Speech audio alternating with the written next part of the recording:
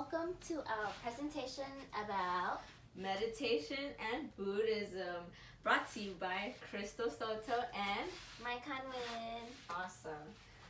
So we will talk about the table of contents says all the interconnected things that meditation has, which start with abstract, what meditation is, the purpose of meditation, mindfulness, insight, benefits of meditation, how to meditate, chants and visualization, meditation and karma, the four dhyanas, meditation and health, and lastly but not least, conclusion. Okay, so this is our abstract. The purpose of this presentation is to show the audience the worth of meditation, whether they are of Buddhist background or not. Meditation entertains an individual with universal concepts to change their perspective. As a result, the presentation is hoped to encourage more people to meditate. Meditation is proven to be beneficial in many ways for the individual. Lastly, meditation has interconnected ideas that will be explained throughout this PowerPoint. Now, what is meditation? Meditation is a practice that uses various techniques of working with the mind. It is part of the Noble Eightfold Path, focusing on right effort, right mindfulness, and right concentration. In Buddhist tradition, meditation directs attention to the focal of an object, progress further into mindfulness in order to gain wisdom by fixating on the three marks of existence. Now, the three marks of existence will be mentioned later on, but it is essential to gain insight into universal concepts. Furthermore, there are two types of meditation that deal with different techniques and concentration, such as mindfulness meditation and insight meditation. As a result, the advanced meditator enters trance state. Now, the purpose of meditation, according to Buddhist traditions, the purpose of meditation is to attain intense concentration for further wisdom, non-attachment, and clarity of the mind. Wisdom being existential knowledge, and non-attachment is the detachment from any physical object. And clarity of the mind is having no bad thoughts.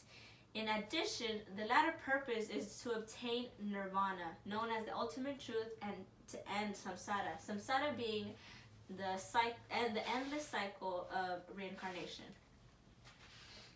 Okay, so meditation promotes a positive perspective on one's lifestyle and contributes to an individual's well-being.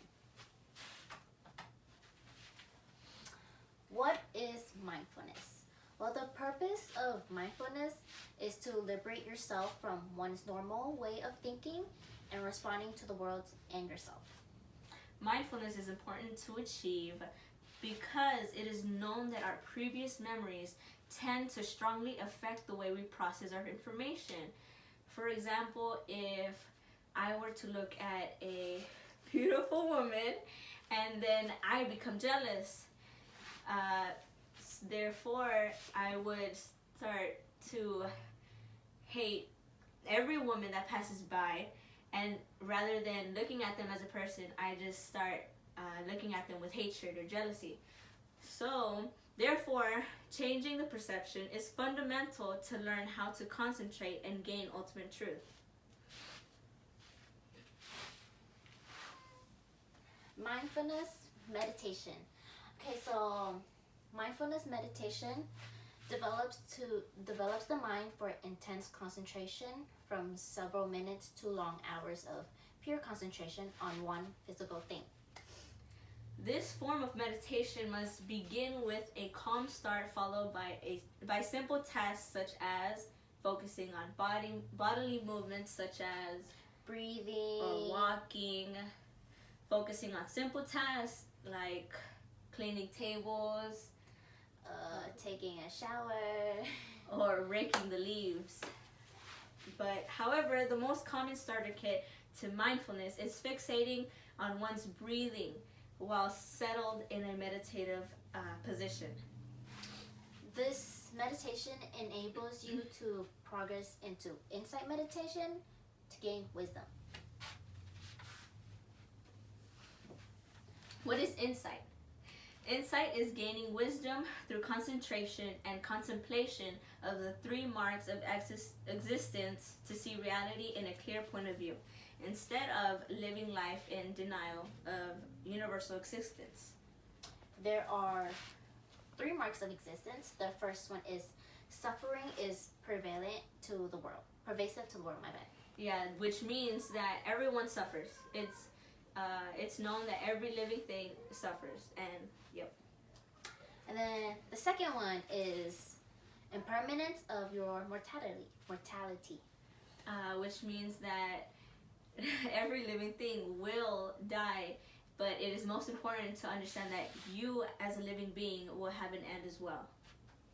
And then lastly but not least is the third one, which is non-self. Which is detaching yourself from your egotistical point of view. Universality is the realization of human suffering, thus calling for compassion for others and yourself. Insight meditation. What? This form of meditation is most important to discipline your mind, attain mental clarity, and gain wisdom by using your concentration skills to be aware of the three marks of existence. Yes, and the steps to insight meditation are: Number 1, explore the depths of cause and effect that binds an individual to ambition. Yes, an example of that can be if I were to like fancy jewelry.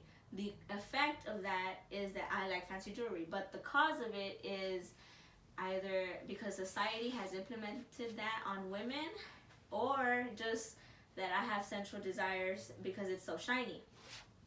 Okay, and then number 2, contemplate on how our feelings come about, then condition that experience.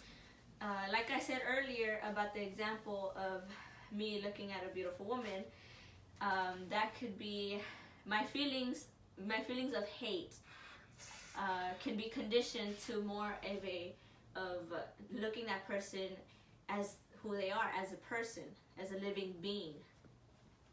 Okay, and then the last one, number 3, ponder the thought of how perception and emotion fuel our state of mind. Which is, since with the jewelry part again, I perceive my emotions towards jewelry shaping my actions for the future, can lead to me wanting to buy more and more and more and never stopping about that. Okay, so benefits of meditation. There are a lot of benefits to meditation, but here are some of the few. One is to induce calmness, relaxes the body, reduces stress, ease anxiety and depression.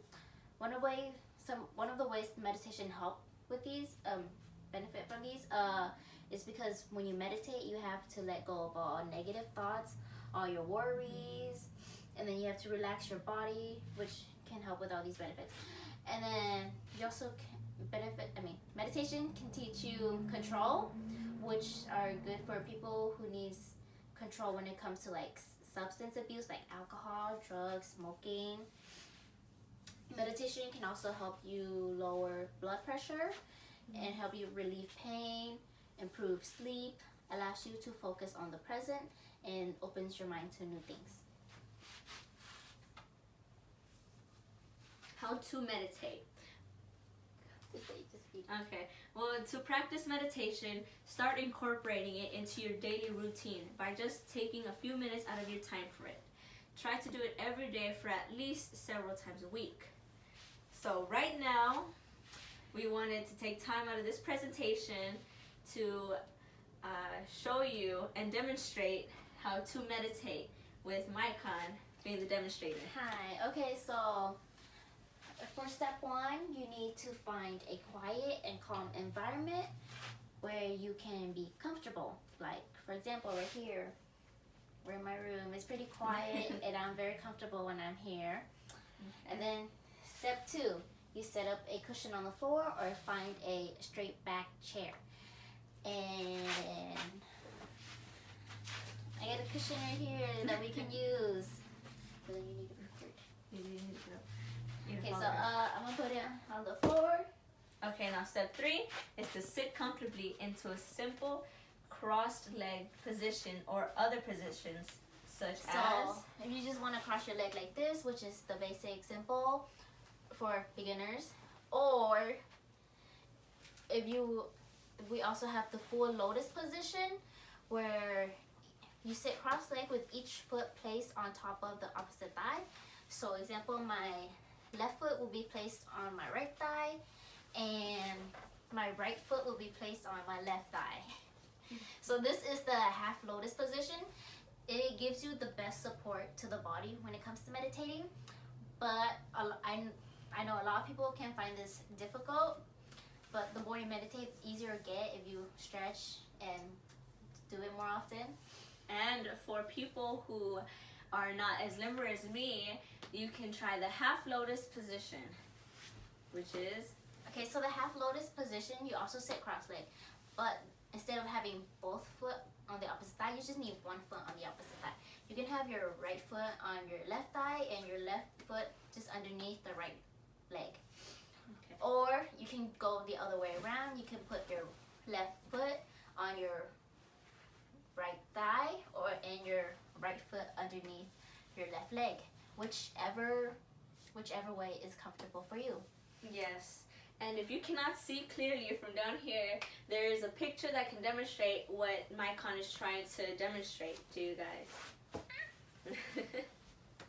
Okay. For me, I'm going to just do the half lotus with my right foot on my left thigh. Okay. Now, step 4 is to close your eyes and try to keep your back straight or slightly upright. And it is recommended for beginners to keep their eyes slightly open and gaze down to prevent sleepiness. And step 5 is to relax your mind and body. Leave behind all your problems and worries of the outside world. Ooh, I forgot to mention, you can just relax your arms anywhere in your lap. It don't matter, just as long as you're comfortable and relaxed.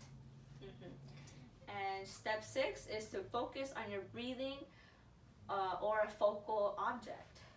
If you feel that your mind is getting restless and about to wander, then focus on the sensation of breathing in and out of any bodily function. So overall, this is it. Thank you so much, Mykhanh, as a demonstrator. It was only a few minutes, but that was pretty relaxing. Okay, so, but there are other meditative techniques that can help meditation, help you focus during meditation, such as chants and visualization.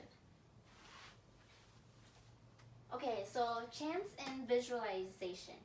Chants and visualization have had a long and prominent history in tantric tradition, but they still are practiced in many Buddhist rituals.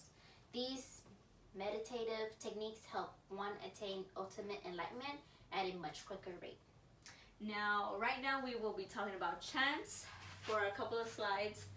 And chants are oral recitations of mantras also known as sacred symbols, or a series of symbols, and dharni, known as longer phrases of sacred texts.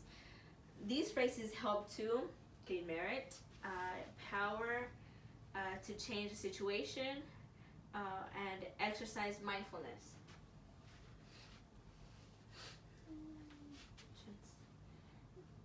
chants are presumed to have power through the sacred word themselves and the power that emanates the meditator.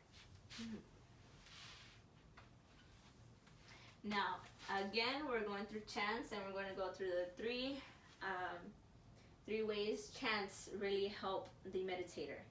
Now, through chants, you're gaining merit because of the Buddhist belief that an individual's life is shaped through their actions, their diction, and their thoughts.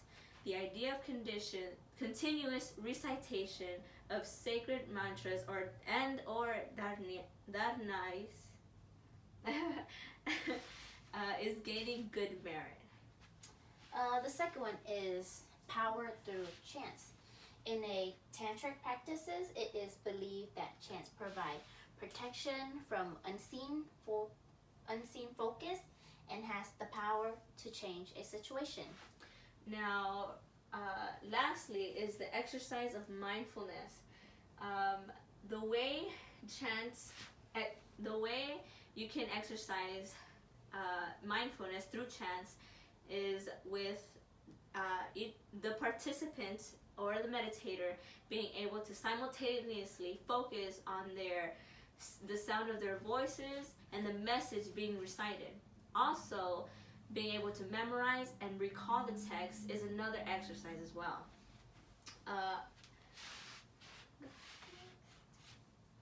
Right. The term visualization is usually defined as a focused envision of a sacred image or icon like Buddha or Bodhisattva. Bodhisattva. Or features of a pure land or something simple like a physical object or color. In Vajrayana tradition, visualization plays the most prominent role in meditative discipline. I'm sorry. The practice has importance for personal salvation, spiritual empowerment, and supports mindfulness. Buddha states that when you perceive a Buddha in your mind becomes a Buddha. Therefore, it emphasizes what you're visualizing is what you will become. Now, the history of chants and visualization. For chants in Mahayana tradition, they enhance the popularity of a scripture known as Buddha Name Sutras that contained a list of past, present, and future Buddhas that they continually recited.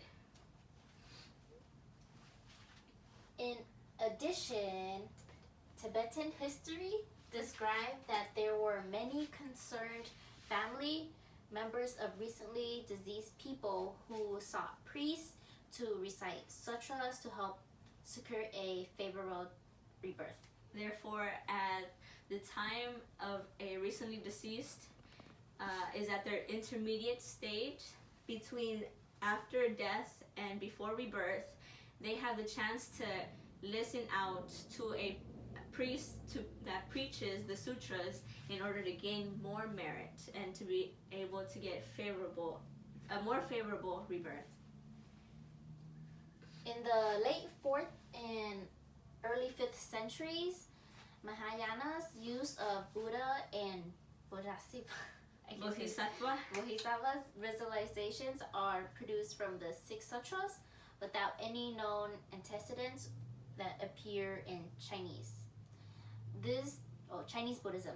This deeply influenced Chinese Buddhism during the Tang period. Mm-hmm.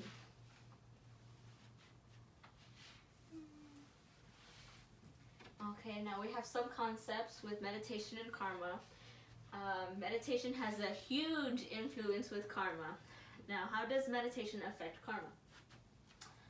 Okay, so meditation allows good merit through insight, aka wisdom.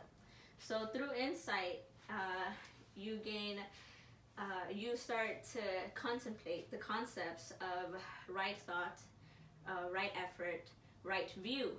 With those, while you're contemplating those concepts, you get furthermore into the accomplishment of nirvana. Another way it affects karma affects meditation is meditation helps express more love, kindness. So with more love and kindness, it's compassion, which is very essential when it comes to Buddhist traditions, as understanding the universal concepts, understanding the universal concepts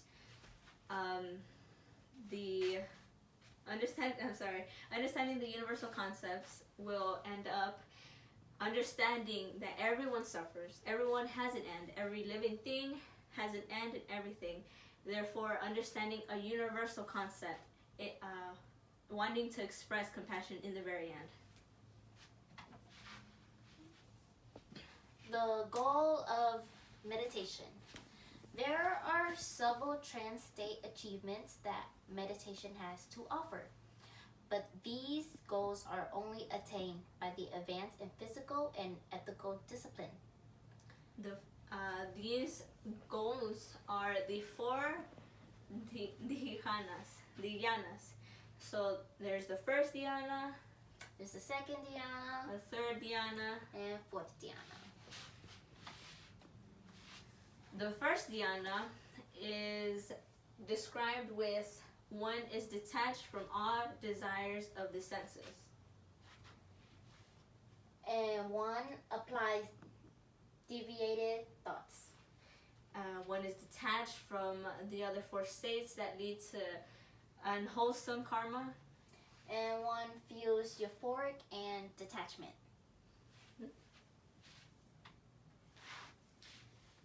The second dhyana. Some effects of the second dhyana is there is no thoughts within the mind of the meditator. They lack thoughts. The lack of those thoughts become into one-pointedness, where one-pointedness means that there's no more self and other. There's just one. And the other one is one feels the elation of delight and sense of spirituality that is unexplainable. The third dhyana, because of the elation of blissfulness in the second dhyana, it is hard to abandon the second one and go and transition to the third one. Therefore, it is only achieved through the abandonment of the second dhyana. And the effects go as one has achieved mindfulness. One is filled with calmness and joy. The fourth dhyana. The effects of the fourth dhyana is for the ones who have achieved enlightenment, such as arhats and Bodhisattvas. I can't never say that. The individual enters nirvana at this state. And one perceives pure mindfulness that is not disturbed by any thought of any emotion whatsoever. Meditation and health. Not only does meditation works to focus your mind and relaxes your body, it also has an influence on your health, both mentally and physically. How does meditation affect health, mental health? Well, some studies have shown that mindful meditation can help reduce psychological stresses like anxiety, depression, and pain. Like we talked about earlier, your mind, when you meditate, you take away you release all those negative thoughts and just focus on one object. And then these stresses can take a toll on your body. So meditation encourages you to release all problems and negative thoughts from your mind, allowing for serenity. And this also opens your mind, and it can promote a more positive mindset and behavior. Now, how does meditation affect physical health? Well, like we also said earlier, we mentioned the benefits of meditation, it can decrease blood pressure for people with a risk of high blood pressure. And it can also help people, especially addicts, become less inclined to participate in activities that can damage their body, because meditation teaches self-control. And lastly, it helps maintain a stable body by preventing psychological stresses that may negatively impact the human body. Now, in conclusion, overall, meditation is predominantly used for spiritual progress in Buddhist culture. The use of mindfulness and insight meditation help obtain the goal of the 4 dhyanas and ultimately nirvana, aka the ultimate truth. yes, not only does this meditation bring about spiritual progress, but can also bring physical, mental, and emotional stability to oneself, encouraging one's daily life to be fulfilled with calmness and happiness rather than stress and restlessness. Now here we have, here are our sources, and I just wanted to talk about my experience in understanding meditation throughout the semester in this course. Now, meditation to me at first was very a nonchalant topic. It was just for someone who was too calm, too collected. I was such a bashful person, impulsive with my emotions, and really wanted to move on, get things fast and get things done. So after I dealt with so much through my life, I understood that in this course, meditation was pervasive to all Buddhist traditions, no matter whether it was Theravada, Mahayana, Tantric, or the Diamond Vehicle. The point was that meditation is definitely the biggest influence to gaining good merit and to be able to achieve nirvana. But although I'm not Buddhist, I am Catholic. I have seen that these principles are very effective no matter what religion you are, no matter what concepts of life you have. The first concept that really got to me was mindfulness, how I am supposed to focus instead of being impulsive. Now with that, I'm impulsive and never ever relax my mind, which is such harmful that it has caused me to lose a lot of hair, has caused me to just not eat sometimes and experience bad healthy habits.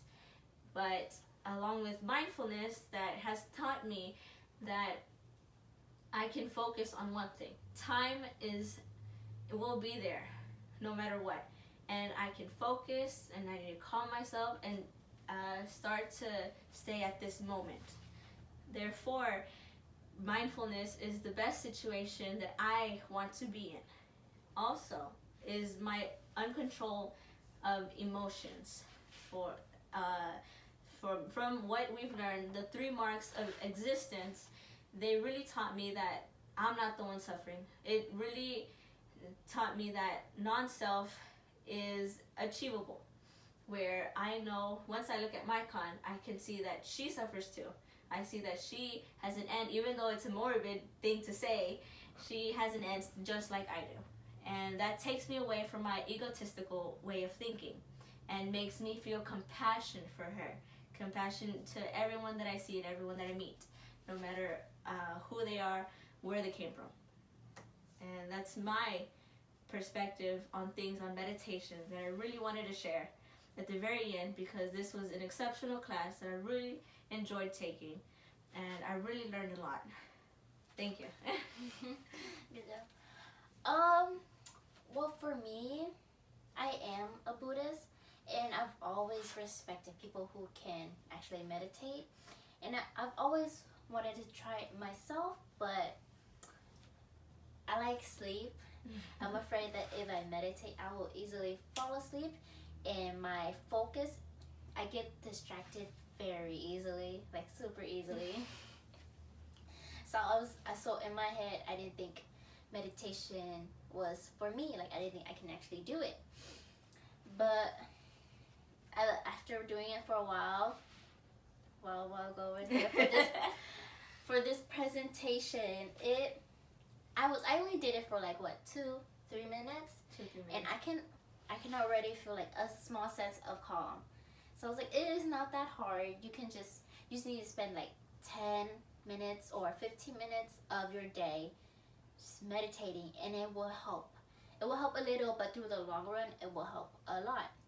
Even with a little bit of meditation, like Mykhanh just did, there was a split second, or not even a second, probably a couple seconds, where she did feel serene. And just imagine how long that calmness would last if it just went for a couple minutes or a couple hours, just like Buddhist monks and nuns go through every day, which is incomprehensible to even think about, but they achieved it.